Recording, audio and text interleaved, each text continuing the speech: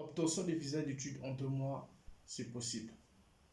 En Turquie, bien sûr, bien évidemment. Suivez cette vidéo du début jusqu'à la fin. Je vais vous expliquer les procédures ou bien des étapes à suivre pour obtenir votre visa en 2 mois si vous êtes prêt. En fait, cette vidéo a été récitée plusieurs fois sur la chaîne, mais malheureusement, elle a été mal assimilée par mes abonnés, y compris moi-même qui expliquais mal. Parce que je dois avouer, avec toute honnêteté, que j'étais pas en profondeur dans mes sujets et beaucoup des abonnés se plaignaient également. Donc, je suis revenu par cette vidéo vous parler de ce sujet en long et en large. Donc ici, je veux énumérer l'obtention du visa étudiant en Turquie en 2 étapes. Donc, la première étape ici, commençons par la première étape. La première étape ici consiste à obtenir une lettre d'acceptation dans une université. Alors, comment est-ce que vous faites pour obtenir votre lettre d'acceptation dans une université privée? Donc ça, je l'ai expliqué à plusieurs fois. Vous devez vous confier à une personne qui vit déjà en Turquie et qui maîtrise vraiment la procédure et qui aide également les gens jusqu'à leur arrivée en Turquie. En tout cas, un point très important, l'obtention de la lettre d'acceptation. Ça s'élève d'abord à combien? Parce que ici, on va aussi parler du coup, ça s'élève déjà à combien?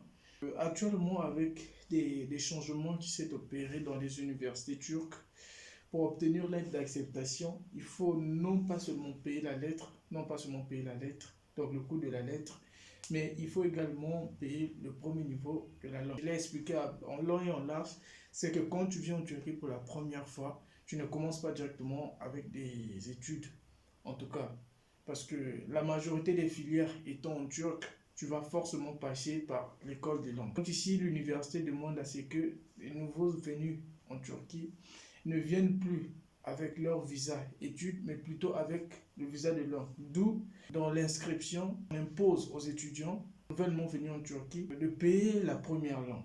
Donc, tu as non seulement le coût de la lettre, qui peut être aux alentours de 1000 télé. Donc, si j'essaie de convertir, en tout cas en francs CFA, ça peut faire quelque chose de 15 000 francs CFA. En tout cas, pas grand-chose en dollars. Et tu as également le coût de la première langue. Et ici, je vous rappelle que je parle d'un cas spécifique. Ok, moi, je suis étudiant en Karabük, donc je vous parle de Karabük, bien évidemment. Il y a le premier paiement de la langue, le premier paiement de la langue et le paiement de la lettre elle-même, donc qui s'élève à 1000 télé. Ici à Karabük, le premier niveau de la langue coûte 10 000 télé, 10 000 livres turcs. Donc ici, si j'essaie de convertir en francs CFA, on peut aller aux alentours de 140 000 francs CFA. Et c'est ça. Donc, calculer 10 000 télé plus... donc, calculer 10 000 télé plus 1500 télé, c'est qu'il fait quelque chose de 11 500. Donc, en francs CFA, ça reviendrait à 155 000 francs CFA. 55 000 francs CFA. Vous avez déjà une lettre, vous êtes déjà inscrit à l'université et vous avez payé déjà votre niveau de première langue. En tout cas, c'est très bas. Maintenant, au-delà, il y a, comment on appelle ça, les frais de service. En tout cas, la personne telle que moi, je fais ce genre de service. C'est vraiment un truc qui prend la tête. Des fois, tu es en classe, tu dois sortir pour aller récupérer tel papier pour la personne que tu inscrit à la scolarité et ça tourmente. Donc, c'est pas quelque chose que je peux faire gratuitement. Je demande l'argent pour le faire. Donc, ça peut aller jusqu'à... En tout cas, je ne demande pas vraiment beaucoup. Vous pouvez me contacter en privé, au risque d'exposer mon prix ici. C'est un prix qui est, comment on appelle ça, c'est un deal, donc on n'expose pas ça comme ça devant les gens. Le mieux, c'est de me contacter. Mon numéro se trouve en description de cette vidéo. Donc, vous avez déjà pour votre procédure 155 000 seulement pour la lettre et le premier niveau de langue déjà payé. Vous voyez, le premier niveau de langue déjà payé. Partons au niveau du visa. Quand vous obtiendrez cette lettre, vous allez procéder par une demande de visa. Donc, vous irez au consulat de votre ambassade. Vous allez montrer cette lettre pour dire que voilà, je suis inscrit actuellement à l'université du Karabük. Veuillez me délivrer un visa. Maintenant, le consulat, qu'est-ce que le consulat va faire? Le consulat va vous fournir une liste des documents que vous devez les fournir à savoir les papiers de garant, les documents de l'université. Les documents de l'université, parmi les documents de l'université, il y a ce qu'on appelle, donc c'est généralement les documents que la personne qui vous a inscrit doit vous fournir. Il y a ce qu'on appelle par la carte de séjour de la personne qui vous a inscrit et son contrat de maison. Parce que généralement, la personne qui vous a inscrit doit être généralement la personne qui va vous recevoir ici quand vous arrivez pour la première fois. Donc, il va vous livrer. Ça peut être n'importe qui. C'est pas obligé que ça soit. C'est pas obligatoirement la même personne qui vous a inscrit qui doit vous recevoir. Ça peut être une autre personne si vous le connaissez, si vous connaissez une personne ici en Turquie.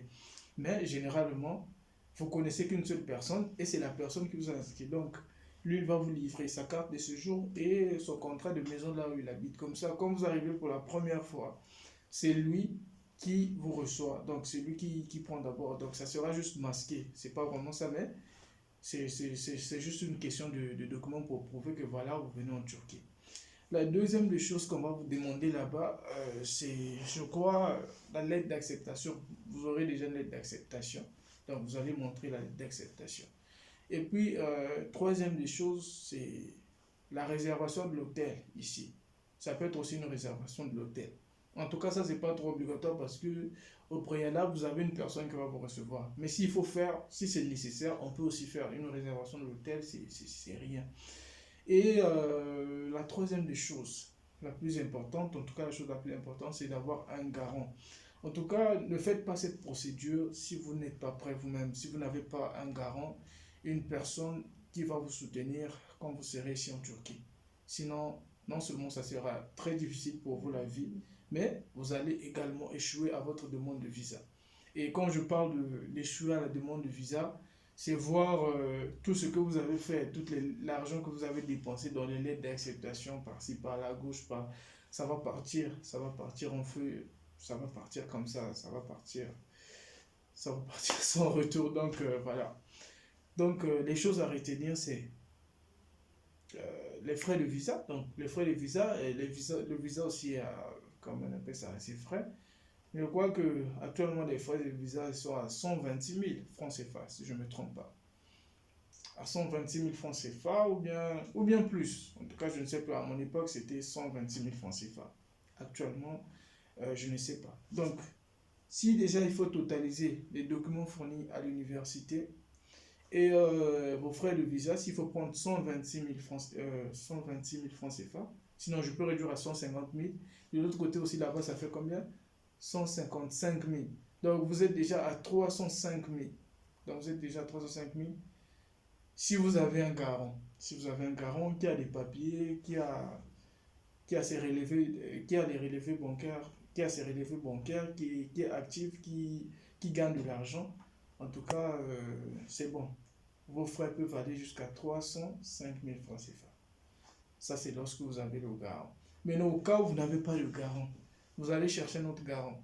Généralement, la personne va vous confier ses papiers qui sont confidentiels, à savoir ses relevés bancaires. Donc, certainement, il va vous demander encore plus. Il y a ceux qui demandent deux fois 300 000 juste pour faire passer ces papiers pour votre garant. Et il y a ceux qui demandent 150 000, ça dépend de la relation. Donc, si on ajoute à ça, vous êtes déjà dans les 600 000 francs CFA. Ça, c'est sans votre billet. 600 000 francs CFA déjà, si vous n'avez pas le garant. Si vous avez un garant, ça s'arrête à 300. Et de l'autre côté, il y a aussi le billet. Votre billet pour arriver ici, ça varie entre 600 000 et 700 000. En tout cas, ça dépend de la période. Donc, quand j'essaie de totaliser tout ça avec 1,2 million, vous pouvez venir aujourd'hui en Turquie facilement. Si vous avez des bons papiers, si vous avez des bonnes relations, vous avez un très bon garant, ou soit vous avez des bonnes relations, faire passer une autre personne pour votre garant qui est vraiment qui est fortuné, qui a beaucoup d'argent, ça peut déjà suffire très bien. Maintenant il y a aussi, il faut pas oublier les frais de la personne qui vous a aidé aussi. En tout cas, ça c'est quelque chose que vous payez en privé, donc vous allez certainement vous entendre. Donc voilà un peu en résumé la procédure. Et la procédure ne dure pas longtemps, ça ne dure pas longtemps.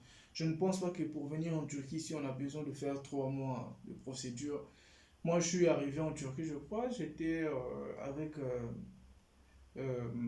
en un mois, si je ne me trompe pas. Mon visa a duré à peine, si je ne me trompe pas, 2 semaines. 2 semaines, mon visa est sorti en 2 semaines. J'ai payé le billet, donc en moins d'un mois, je suis arrivé en Turquie. Et c'est aussi simple. L'interview, l'interview, ou bien, comment on appelle ça, l'entretien n'est pas si difficile, c'est pas si compliqué. On vous pose des questions terre à terre. Pourquoi est-ce que vous avez choisi la Turquie? Pourquoi est-ce que la rentrée commence quand? Tout ça. Ce sont des questions terre à terre que n'importe qui a fait ses études supérieures peut répondre. Qui a eu son bac, qui a mérité son bac et qui s'exprime très bien, qui s'exprime pas mal en français peut répondre. Donc, c'est pas quelque chose de très compliqué. En tout cas, voilà en quelques mots ce que j'avais à vous dire. Donc, ce sont des choses à prendre en compte si vous voulez venir en Turquie.